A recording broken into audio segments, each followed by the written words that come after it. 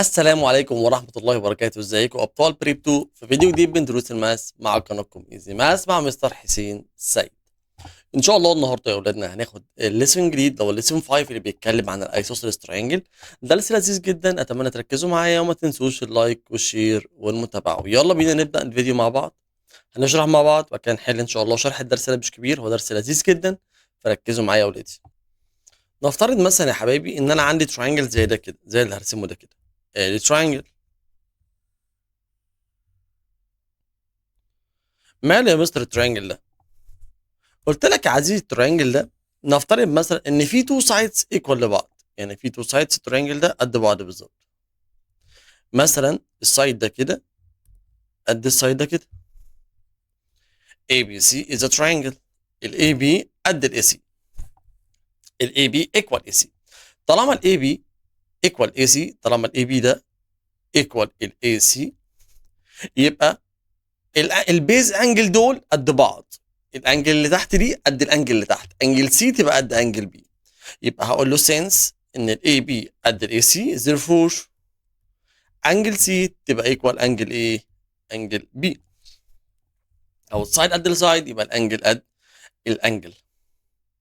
طب تعالى كده لو عكستها لك، لو قلت لك مثلا انجل سي ايكوال انجل بي، الله، يبقى الترينجل ده اكيد هيسوسر صح؟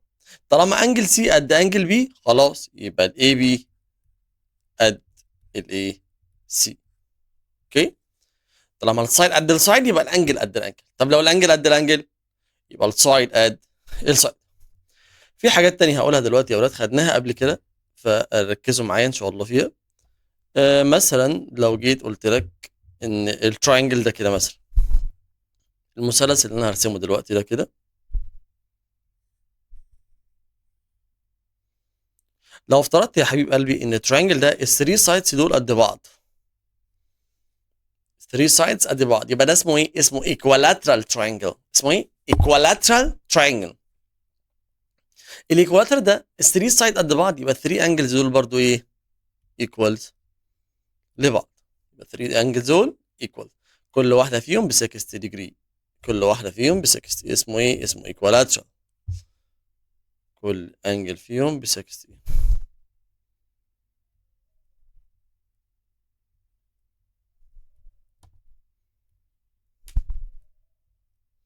اوكي، ليه؟ عشان ده ايكوالاترال تراينجل. وكمان في حاجه تانية يا اولاد، في حاجه تانية لو جيت قلت لك مثلا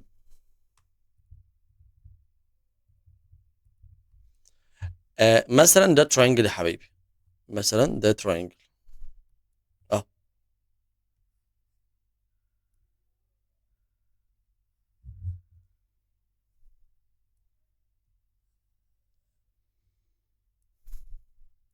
شايفين الاكستيريور انجل دي اللي بره؟ مستر مالها؟ قلت لك يا حبيبي خدناها في بريب 1 بقى، قلنا الانجل اللي بره دي اسمها ايه؟ اسمها اكستيريور انجل. اسمها ايه؟ اكستيريور. مالها الانجل الاكستيريور دي؟ قال لك الانجل الاكستيريور انجل دي يا اولاد ايكوال السم اوف تو انجلز نون ادجيسنت. يعني ايه؟ يعني دي مش تبعنا، قد الاثنين دول مع بعض.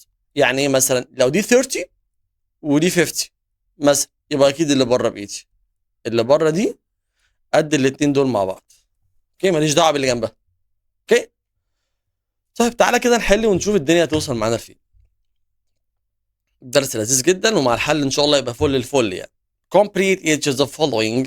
The base angle in isosceles triangle are. البيز انجل في الايسوسيس، ما انا قلت لك يا حبيب قلبي، قلت لك لو انا عندي تراينجل ايسوسيس اهو، نفترض مثلا ان السايد ده قد السايد ده، يبقى البيز انجل مالهم equals are equal in measure.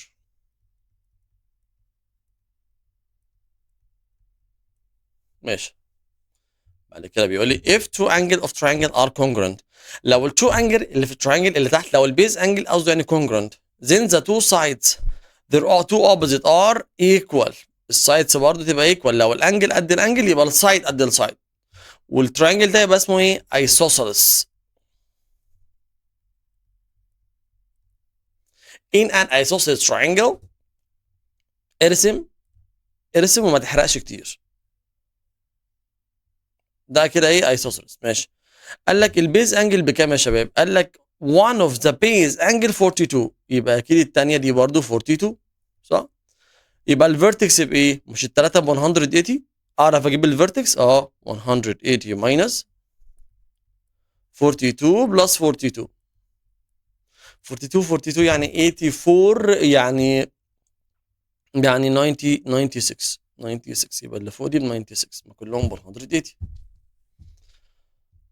If the measure of vertex of the angle isosceles is 80. ادي يا عم الفيرتكس اهي. ارسم مثلث كده، ارسمه تحت هنا كده. قال لك الفيرتكس ب 80. ماشي، الفيرتكس اللي فوق دي ب 80 وده ايسوسيلس، دول قد بعض، يبقى البيز انجل قد بعض. One of the base angle is x plus 30. تعالى بس نجيب البيز انجل الاول. انا متفق معاك وانت متفق معايا ان التراينجل كله ب 180 وده ايسوسيلس تراينجل، يعني البيز انجل التو انجل اللي تحت دول قد بعض. ايسوسيلس اعرف اجيب اي واحده من دول. مش الثلاثه ب 180 وعندي واحده فهقول 180 اشيل منها ال 80 واللي يطلع اعمله ديفايدد 2. 180 ديفايدد 8 ماينس 80 ديفايدد 2 تطلع الواحده ب 50. يعني دي 50 ودي 50. وهو قال لك الانجل باكس بلس 30، يعني الاكس بلس 30 دي ايكوال كام؟ ايكوال 50. يبقى الاكس بكام؟ ب 20 والاثنين ب 50. ABC is a triangle in which angle B equals 70 and angle A equal 40. angle B ب 70 و A 40. طيب then the triangle is. طب تعالى نجيب الانجل الثالثه الاول. 180 minus 70 plus 40 يطلع ب 70. الله، ده في تو انجل قد بعض، يبقى في تو سايدز قد بعض، يبقى ده اسمه ايه؟ ايسوسيلس يا مستر. اكتب كده، اكتب عدل بقى. ماشي، اسمه ايسوسيلس. اوكي ماشي. اوكي تعال نشوف اللي بعد كده. بيقول لي if the measure of one of the angles of right angle triangle is 45. عندي مثلث رايت، عندي واحده ب 45. طب يبقى الثانيه بكام؟ 180 minus 90. ما هو رايت بقى بلس 45 تطلع ب 45. يبقى two angles قد بعض، يبقى isosceles. The measure of angle of equilateral triangle اللي في الايكوالاترال كل واحده فيهم بكام؟ لسه قايلها ب 60. if the angle of triangle are congruent.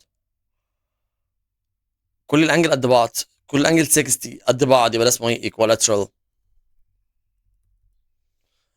The measure of one angle of isosceles is 60. ادي isosceles triangle. هو مش isosceles، اعتبروه isosceles يا ولاد. ماشي، دي مثلا ب 60 وده isosceles، يبقى الثانيه ب 60. يبقى اللي فوق 180 ماينس دول يبقى 60، يبقى 3 قد بعض، يبقى equilateral. صح ولا ايه؟ انا بعد كده بيقول لي in each of the following figures determine the value of the missing variables. انا عندي تو سايدز قد بعض، طالما السايد قد السايد يبقى الانجل قد الانجل، يبقى الاكس دي 50.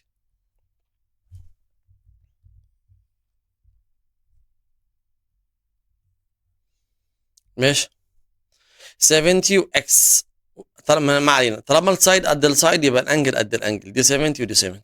اعرف اجيب الفيرتكس 180 minus 70 plus 70 تطلع ب 40 degree. طالما السايد قد السايد يبقى الانجل قد الانجل. اجيب الاكس طبعا، يبقى 180 اشيل منها 110 والاثنين اللي تحت قد بعض فاعمل لها divided 2 تطلع دي ب 35 واللي هناك برضه ب 35. طالما السايد قد السايد يبقى الانجل قد الانجل واللي فوق 180 ماينس دول. قلت لك من شويه الاكستيريور انجل دي في اي تريانجل في الدنيا التو انجلز اللي مش جنبها دي بلس اللي فوق. ماشي، وده ايسوسيلس، يبقى دي 63 يبقى دي زيها 63. اعرف اجيب اللي فوق 180 ماينس دول 180 ماينس 63 بلس 63 عشان اجيب مين؟ انجل اكس. ده كده 126 يبقى فاضل كده 54. دول كده مع بعض قد اللي بره، يبقى انجل واي دي 54 بلس 63. اعرف اجيب الانجل دي طبعا، ليه؟ عشان السايد قد السايد يبقى الانجل قد الانجل، يبقى كل انجل من دول 180 minus 42 واللي يطلع اعمله divided 2. اوكي. ده equilateral triangle كل واحده فيهم ب 60 طبعا عشان ال 3 sides قد بعضهم، ده قد ده قد ده، يبقى اللي بره equal is sum of two angles non adjacent اللي مش جنبها، فيبقى دول مع بعض يعني 60 plus 60 120.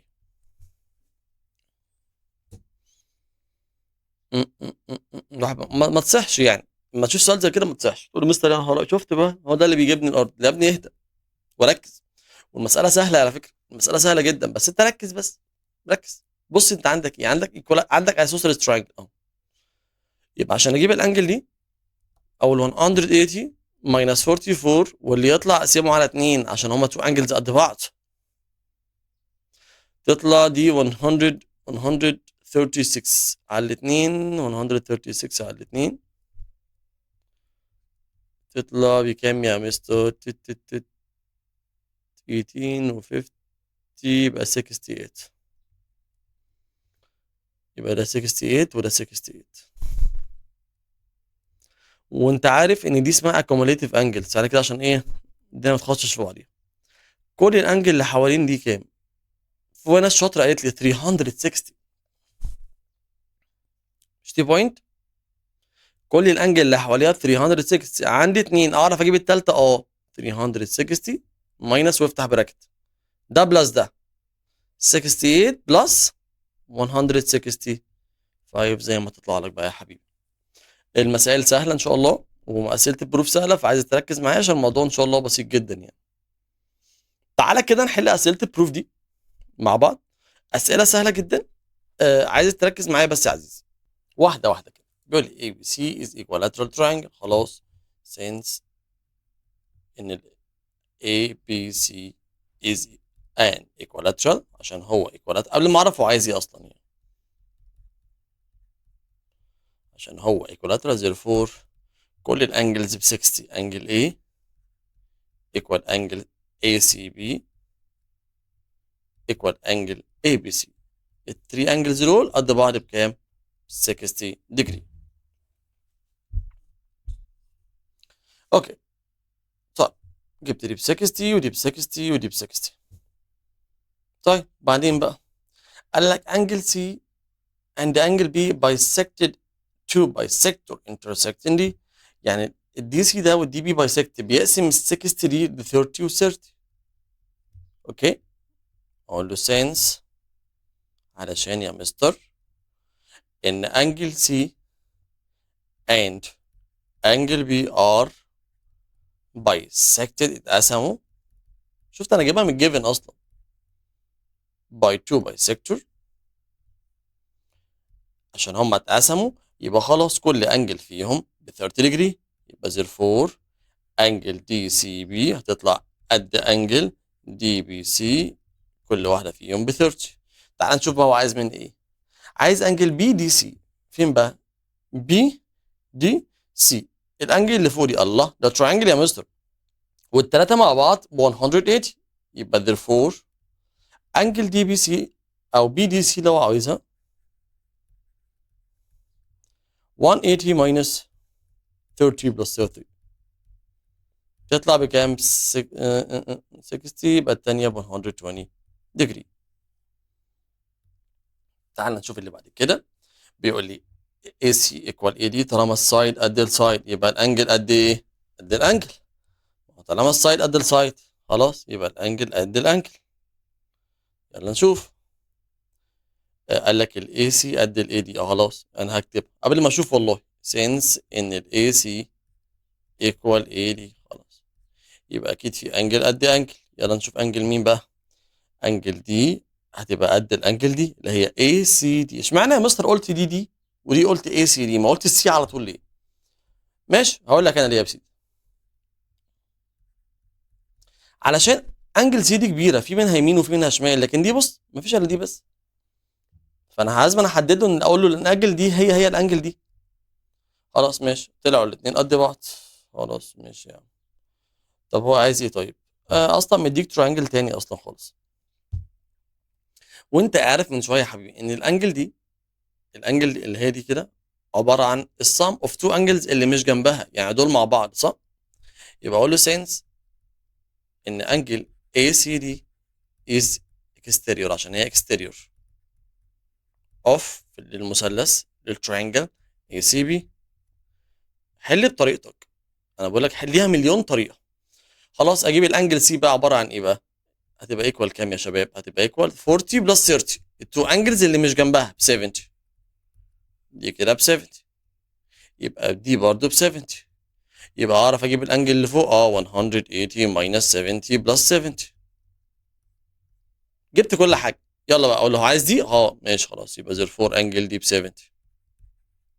عاوز ايه تاني يا بطل؟ قول لي بس ما تخافش. عايز سي اي دي اللي فوق دي؟ حاضر اهي انجل اي سي دي او سي اي دي equal 180 minus 70 plus 70 تطلع 40 degree. كده انا جبت كل الانجلز اصلا قبل ما اعرف هو عايز ايه. يلا نكمل. قال لي البي بيلونج الدي سي ماشي خلاص ماشي. بعدين ودي ب 28. طب ما تيجي نجيب كل حاجه ونشوفه عايز مننا ايه في الاخر. دي ب 28 صح؟ وده ايسوسرس، دول قد بعض. طالما دي ب 28 يبقى دي زيها ب 28. طيب ودي اكستيريور للمثلث ده للترينجل ده. الاكستيريور دي بتبقى ايكوال السم اوف تو انجلز اللي مش جنبها دول مع بعض. دول مع بعض يبقى 28 بلس 28 ايكوال كام؟ 28 بلس 28 ايكوال 56. وده ايسوسيلس يبقى دي 56. اعرف اجيب اللي فوق 180 ماينس دول. جبت كل حاجه قبل ما اعرف هو عايز ايه اصلا. يعني انا جبت كل حاجه في الترينجل قبل ما اعرف هو عايز ايه.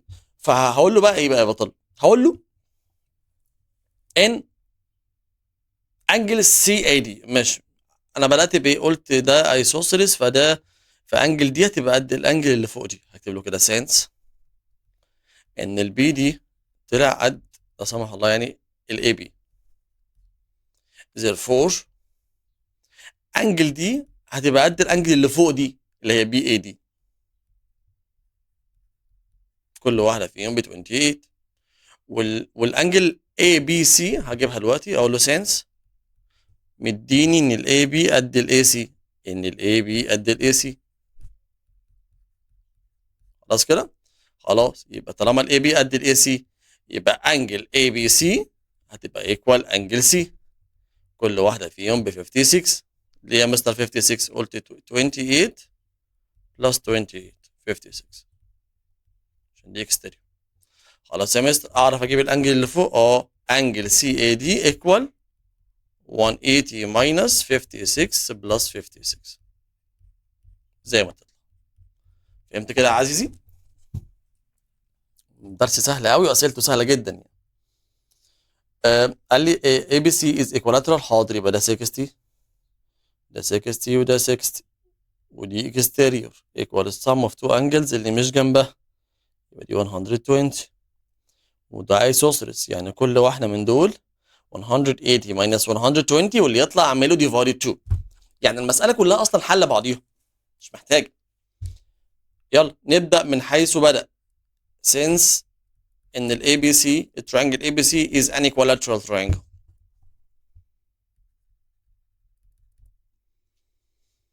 يبقى خلاص انجل A هتبقى اللي هي سي اي بي ايكوال انجل بي ايكوال انجل سي. كل واحده فيهم ب 60 ديجري. كل واحده فيهم ب 60.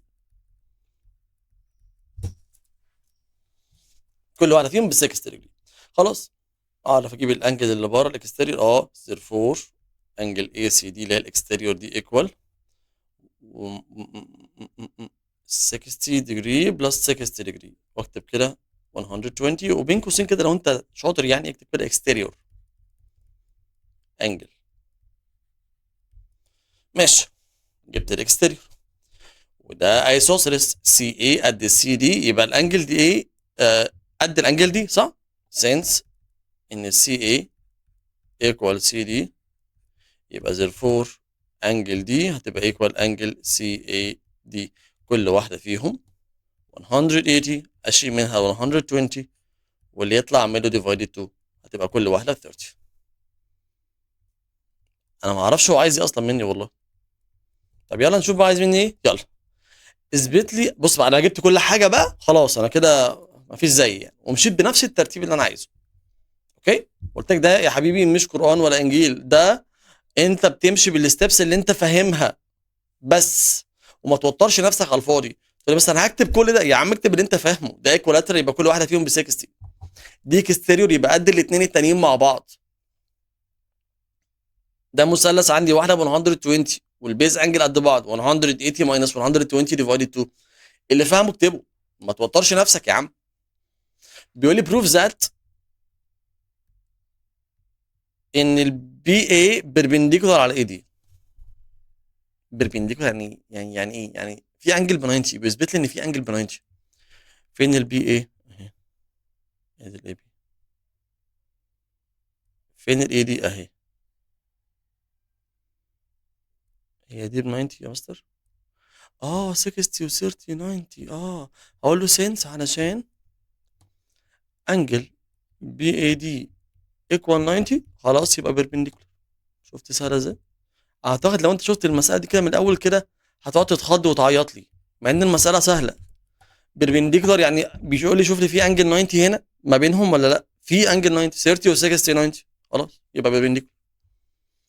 ماشي يا عزيزي، فمش عايزك تقلق من اي حاجه والموضوع بسيط. تعال هنا، بيقول لك البي اي باراليل للسي بي. باراليل يعني في زد او اف او ماشي، ومديني حاجات كتير قوي. طب ماشي تعال نشوف بس الاول. ده ايسوسريس تراينجل، عندي تو انجلز، عندي الانجل اللي فوق اعرف اجيب اللي تحت. اقول له سينس الاول حاجه، اكتب بالازرق احسن. اقول له سينس ان الاي دي ايكوال اي بي. اول لقطه الاي دي ايكوال اي بي، يبقى therefore انجل اي دي بي ايكوال ميجر اوف انجل اي بي دي. الاثنين قد بعض ب 180 ماينس 120، واللي يطلع اعمله ديفايدد 2، تبقى كل واحده فيهم ب 30. بعد ما اجيبها اكتبها بقى هنا كده بخط صغنون كده عشان ابقى ايه، اشوف انا هوصل لفين. تعال نشوف بقى. قايل لي دول باراليل لبعض، في تو سايدز باراليل لبعض، اللي هو مين؟ قال لك الدي اي والسي بي، صح؟ ده وده. اظلله لك كده عشان تاخد بالك. ده باراليل لده، ده ولا حرف زد او اف او سي. يا مستر دول باراليل، يبقى دي لو 30 اكيد دي ب 30. يا نهار ابيض، دي سهله قوي يا مستر. اقول له سنس عشان ده حرف الزد alternate سنس ان الدي اي باراليل لمين؟ للسي بي. خلاص خلصت. يبقى therefore انجل دي بي سي equal 30 degree، واكتب كده between two brackets alternate angles. حرف الزد هو عايز ايه؟ اي دي بي، اي دي بي جبتها، عايز انجل سي دي، صح؟ يا نهار ابيض، ده عندي ترانجل عندي اتنين اعرف اجيب التالتة. انجل سي equals 180 minus 65 plus 30 هتبقى equal 85 degree، والمسألة خلصت كده. ماشي، تعال نشوف ده. بيقول لي الاي اي باراليل بي سي، دول باراليل لبعض. وايه تاني؟ ايسوسيلس. اثبت لي ان الاي اي بايسكت الدي اي سي. الاي اي بيقسم الانجل دي، اثبت لي ان دول قد بعض يعني. يا عم ماشي، عشان ده ايسوسيلس يا حبيب قلبي. علشان ده ايسوسيلس يبقى انجل بي قد انجل سي. في حد عنده مشكله في كده؟ والله لا. وكمان عشان دول باراليل لبعض يبقى حرف الزد دي قد اللي فوق. ده كده حرف الزد، دول باراليل يبقى دي قد دي. واحد تاني يقول لي يا مستر ده انا هعيط كده، ده انا كده هعيط. يا ابني اهدى بس، مش دول باراليل لبعض برضو؟ مش خدت حرف الزد اسمه الترنيت؟ في، وخدت حرف الاف برضو، صح؟ دول قد بعض، صح؟ فالبي سي بارل للاي اي، فانت شايف ده كده، شايف ده كده، هظلل لك كده. يلا يا عم عشان تفهم، دول كده بارل لبعض. شايف اللي فوق ده كده؟ حرف الاف، يعني الانجل اللي تحت دي برضو قد اللي فوق، يبقى دول قد بعض. ده اللي انا كنت عايزه، ده اللي كنت عايز اوصل له. دول قد بعض. هكتبها ازاي بقى؟ مش واحده واحده ومن غير صياح. هو مديك ايه؟ قال لك الاي بي قد الاي سي. حاضر يا عم، امسح بس الهبد ده كده. بيقول لك ايه؟ بيقول لك الاي بي قد الاي سي. قول له سينس علشان الاي بي قد الاي سي، يبقى therefore انجل بي قد انجل سي، مفيش مشكله. وعشان دول بارالل، وعلشان سينس ان الاي اي بارالل للبي سي، الاثنين دول بارالل لبعض، يبقى انجل بي اللي تحت هتبقى قد انجل اللي فوق دي، اسمها دي اي اي. اكتب كده corresponding حرف الاف، وكمان عندي برضو حرف الزد. دول كده قد بعض. مين دول بقى؟ مين دول؟ اسمهم ايه؟ انجل اي اي بي، اي اي سي سوري، قد انجل سي. alternate. خلاص، يبقى دول قد بعض، يبقى therefore الاي اي bisect انجل دي اي سي. ماشي. اعتقد كده يا اولاد احنا خلصنا كده الرسائل المهمه. في برضو كده جزئيه كده بسيطه كده عايز اقول لك عليها عشان جت في كتاب المدرسه، ومش عايزك بس تبقى اخدت كل حاجه يعني. in each of the following find the missing variable. انا عندي اول حاجه two angles، اعرف اجيب الثالثه 180 minus دول 180 minus 30 120، يبقى انجل سي اللي فوق 180 minus 30 plus 120 تطلع ب 30. جبت اللي فوق دي ب 30. ايه ده؟ يبقى ده ايسوسيلس، يعني دول قد بعض. يعني الاكس بلس 30 ايكوال 70. اوديها بالماينس هناك، يبقى الاكس تطلع بكام يا شباب؟ ب 40. ما هو عندي تو انجل قد بعض، يبقى تو سايد قد بعض، يبقى ده كده اسمه ايسوسيلس ترينجل. وهنا قال لي 3 سايدز ايكوال لبعض. ده 3 سايدز قد بعض، يبقى ده ايكوالاترال، كل واحده فيهم ب 60، يعني دي ب 60 صح؟ يعني 7x بلس 25 ايكوال 60. يوديها بالماينس، يبقى 7x equal 60 minus 25، يعني 7x equal 35، يعني x 35 divided 7 equals 5. ماشي. قال لك ايه دي كده ب 120 صح؟ يعني ايه مش فاهم يعني، مش ماشي، واحده واحده. مش مهم. ب 120 يعني دي اكستيريور قد التو انجلز اللي مش جنبها، يعني قد دول يعني دول كده مع بعض ب 120، والثلاثه ب 180 صح؟ يبقى لو قلت 180 ماينس 120 تطلع دي ب 60. الله، طالما دي 60 يبقى دي 60، يبقى اللي فوق برضو ب 60، ده ايكوالاترال، ده كله قد بعض. يعني السايدز برضو كلها قد بعض. ال 4 اكس ايكوال 12، نودي ال 4 ديفايدد يبقى الاكس ايكوال كام يا ابطال؟ ايكوال 3. هنا برضو ده ايكوالاترال، يعني كل واحده فيهم ب 60. ما هو قال لك الاي بي قد الدي سي قد الاي بي. طيب وبعدين يعني مش عارف اعمل ايه الصراحه يا مستر. واحده واحده. قال لك السايد قد السايد، يبقى الانجل قد الانجل، ودي 90. الله، يبقى اعرف اجيب دي ما دي قد اللي هناك صح، ودي ب 90، يبقى 180. اشيل منها 90 واللي يطلع اعمل له اوفر 2، تطلع كل واحده 45. دول باراليل. عرفتني يا مستر بحرف الزد بتاعك ده.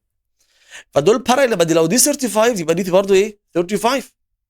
يبقى دي 35، يبقى دي 180 ماينس 35 بلس 35، اوعى تنسى البراكتس،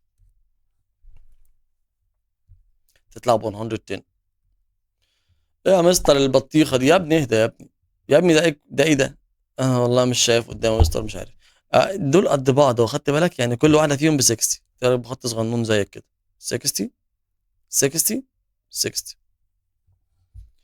والكبير ده، ركز، الكبير قوي ده اللي هو الاي بي سي دول قد بعض صح؟ يبقى اعرف اجيب الانجل دي واعرف اجيب الانجل دي 180 minus 30 divided 2 انجل اي سي دي او اي سي بي equal 180 اشيل منها 30 واللي يطلع اعمل له اوفر 2. يعني كل واحده تطلع بكام؟ 75. دي كلها 75 ودي كلها 75. امسح كده عشان بس انا عارف انت عينك عماله تروح يمين وشمال ما اعرفش ليه. دي كلها 75 قشطه. والحته الصغنونه منها دي ب 60 صح؟ دي كلها 75. والحته الصغنونه دي منها ب 60 صح؟ اعرف اجيب الحته الثانيه الصغنونه؟ ما هو الاثنين ب 75 حته منها ب 60 يبقى الثانيه بكام يا شباب؟ 15 degree angle y equal 75 minus 60 equal 15 degree. وبكده يا اولاد احنا كده خلصنا الليسن ده مع بعض. اتمنى تكونوا فهمتوا. الليسن لذيذ جدا فيه افكار حلوه كتير. اتمنى تكونوا استفدتوا. ما تنسوش بقى يا اولاد تشتركوا في القناه وتفعلوا زر الجرس عشان يوصلكوا كل جديد.